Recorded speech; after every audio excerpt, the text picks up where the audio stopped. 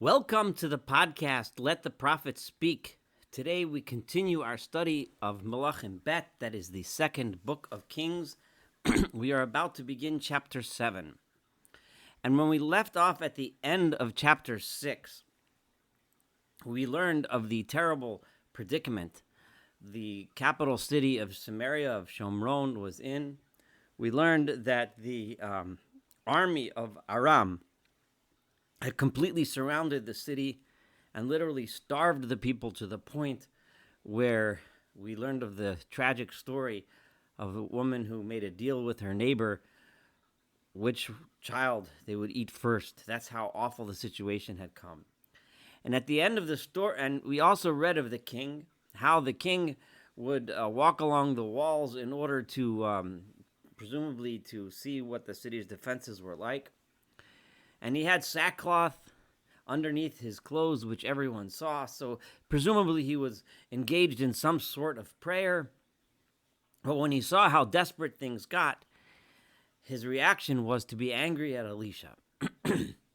I want to explore that a little bit farther as we begin our study of this next chapter, because we're about to read of Elisha's response. There have been many cases before that we've studied together in which the people were against great odds. And for those of you that have been studying together with me until now, you'll remember that in many cases, the people of Israel were saved from an enemy that was far superior to them.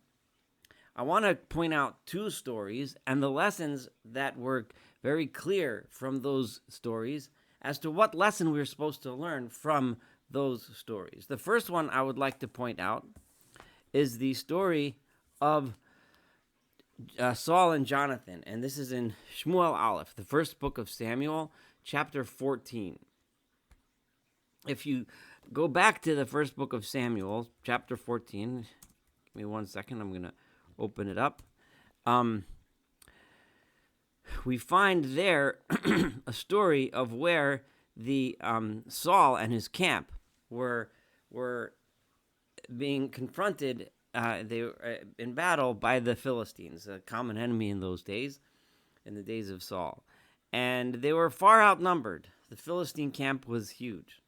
And if we recall that story, Saul at the time was busy in sitting with his men, figuring out what to do, basically not doing much. And his responses in that story and in several other stories was to call the ark, to call in prayer, to bring sacrifices, all kinds of things to try to get God's favor.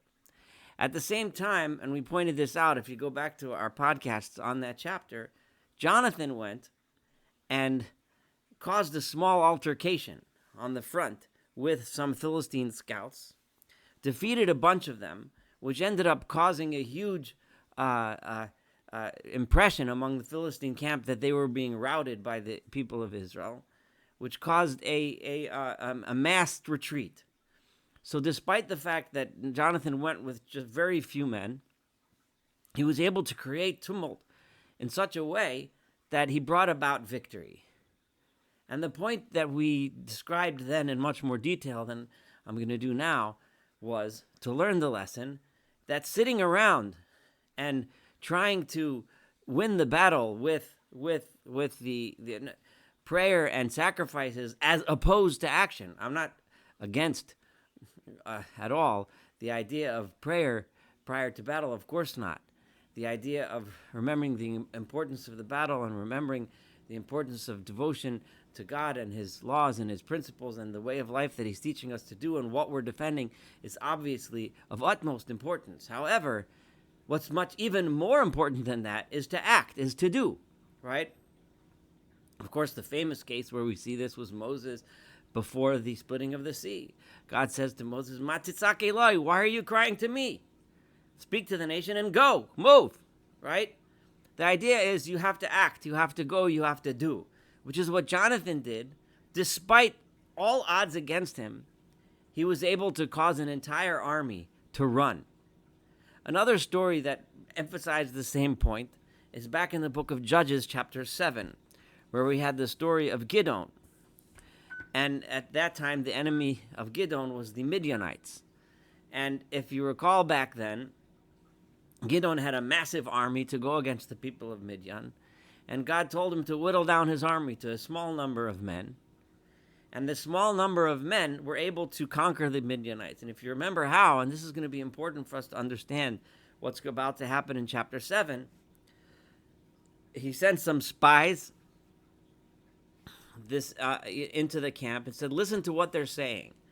And when he overheard a conversation of two people in the Midianite camp discussing a loaf of bread that someone saw in a dream, which is going to conquer the camp, and it was a sign, and they interpreted it as a sign that Gideon is going to conquer the whole camp.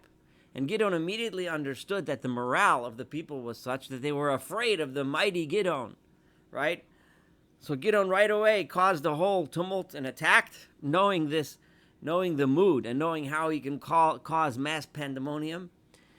He did that and therefore was able to successfully trounce a much, much larger and much more powerful foe. What we're going to find in the chapter that we're about to read is tons and tons of hints that something could have been done besides walking around the walls on sackcloth, which the king was doing, and besides hoping for Elisha to produce some sort of a miracle, right? We're going to find the flaw that's going to be brought out in this chapter that we're about to read, and in this incredible salvation that the people of Samaria are about to experience. A lesson in not standing there and doing nothing and just praying and thinking that somehow a miracle is going to happen. If we remember the last verse in chapter 6, right? The messenger says to the king, and we said several different possibilities, but somebody stated, either the king himself or the messenger of the king said, "This evil came from God. How can we hope for God anymore?" And the message that God wants to teach us in response through his prophet Elisha that we're about to read in this chapter is, what do you mean? If what you think is, right, that you're going to hope for God, that God is going to come, and that's what you think you're supposed to do without you doing anything, then you're right. Then maybe there is nothing you can do. But there is a lot you can do. And if you had the strength and the courage and you did what needed to be done, you could at least try to rescue yourself from this enemy, from this terrible enemy that's oppressing you this much. And immediately Elisha answers, and that's the first verse of this chapter. Vayomer Elisha, and Elisha said, Shimu dvar Adonai. I'm going to tell you the word of God. You think that what can you do? How can you pray to God anymore? I'll tell you. Or how can you hope that God will save you? Ko amar Adonai, so says God. You know what? I'm sick and tired of you guys because you guys aren't doing what you're supposed to do. So I'm going to take care of this. Ka'es machar soles b'shekel. At this time tomorrow, a saw of solet, a saw of flour, will be cost only a shekel. In other words, it would be very cheap. Remember, we started learning about the terror and how horrible this famine was, by how expensive it was to buy the head of a donkey, which is barely any meat in it to eat, and not exactly something that people generally eat, but people were starving that they were spent so much money. Tomorrow, a large measure of flour will cost a shekel, v'sosayim sa'orim, and 2 sa'ah, that's 2 measures of barley, b'shekel, will also cost the shekel, b'shar Shomron, in the gates of the city of Samaria. This sounded ridiculous. Vayan hasholish, and the king's right-hand man, asher melech nishan al yado, that the king would lean on his hand. He answered, Asish Elohim, the man of God, Vayomar, and he said, Hine Adonai oseh robot bashamayim. Is God going to make windows in the heaven? Hayiyech hadavar hazeh. It's something like this can possibly happen, right? It's ironic because we know of the miracle of the manna, right? We know how the people were able to eat in the desert. If you had faith in God and therefore you acted and you did what you needed to do, right? You didn't sit back and do nothing, but faith in God, which means think about the situation, assess the situation, and don't just give up, don't just stand there, but do something, right? Then anything is possible. there is an answer to this question. There is a way out, right? But this person did not learn that lesson. Presumably, this is, well, at least possibly, this is the same person who has said the question before, or he could have been, the messenger that was being sent before in the last verse of the previous chapter. Vayomer, and then he said further, Vayomer, and he said, meaning Elisha, the prophet said, Hincharo ebe einecha, you will see it with your own eyes, umisham lo tochel, but you're not going to get any of that food to eat. In other words, everyone else will eat, but you will never benefit from that. So, what's going to happen? Let's see what happens. And this here is where the chapter starts, according to the way it's divided in the Jewish tradition. According to the Parshiot. So, the next chapter, though, of course, zeroes out from focusing on Elisha and focuses the spotlight on another group of people, an interesting group of people. V'arba anoshim, there were 4 men. Hayu mitzoraim, they were lepers. Pesach hashar, and they were sitting, or they resided or were standing Pesach hashar outside the city gate, at the opening entrance of the city. As we know, lepers are required to be outside the city. They were basically outcasts. They were basically the homeless, the lowest levels of the social rungs of the society of the time. Were the lepers who didn't even have a place to sleep. They slept outside the city, right outside the gate. Vayomer ish el re'ehu, and one of them said to the other one, his friend, Ma anachnu yoshvim po ad masnu. Why are we just sitting here until we die, right? Let's get up and do something. These lepers are doing what the king did not do. These lepers are doing what the king's assistant did not do. They are thinking, we're sitting here, we're starving, there's no food. Well, let's do something. Imamarnu navoha ir. So let's think, what should we do? If we would say to each other and decide that we should go into the city, but in the city, this famine, there's nothing to eat. We'll just die there.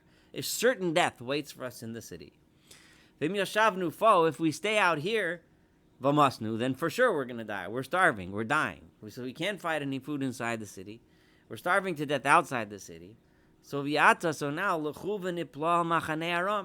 go into the camp of Aram. Let's go to the enemy camp.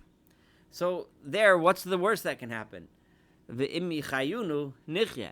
If maybe they'll help us out and give us some food. Even if they capture us or throw us in dungeon, if they give us some food, at least we'll live.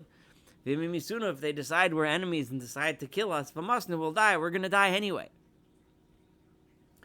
So therefore, they decided to get up and do something.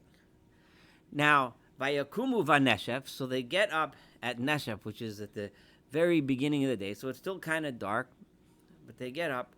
Lavo al machane Aram, to come to the camp of Aram. Vayavo at kitzei machane Aram, and they come to the edge of the camp of Aram as they're approaching it. Vine ein shamish, and there's no one there. This would be an appropriate place for us to stop to find, and we'll find out in the next podcast what happens. Where did the camp of Aram go? But I do want to point out a thought to ponder. How could it be that these lepers were the ones who who got up and talked and decided to get up and do something, and they're the ones that find out that the entire enemy camp is abandoned? We're going to see soon that the king did not know this, right? Which means he did not have any surveillance or spies like Gideon did, right? Back in the book of Judges, he had spies go and sit and listen to see what's going on in the camp. Jonathan did in the book of Samuel. He sent out scouts to see and to prod and to poke and see where he can get into the enemy lines, right? What did this king do? This king, instead of doing that, he retreated into the city and screamed and yelled at the prophet for not bringing out about a miracle. The point over here is that a leper who goes and does something to try to change the situation can be way, way, way more effective than a king who sits around in sackcloth and yells and screams and curses his prophets. this is, I'm going to conclude here 7a, and we will continue chapter 7 and see how it is that the city was saved from this terrible famine. Thank you so much for studying together with me. Looking forward to studying the rest of this chapter and the rest of this beautiful book together. Have a wonderful day.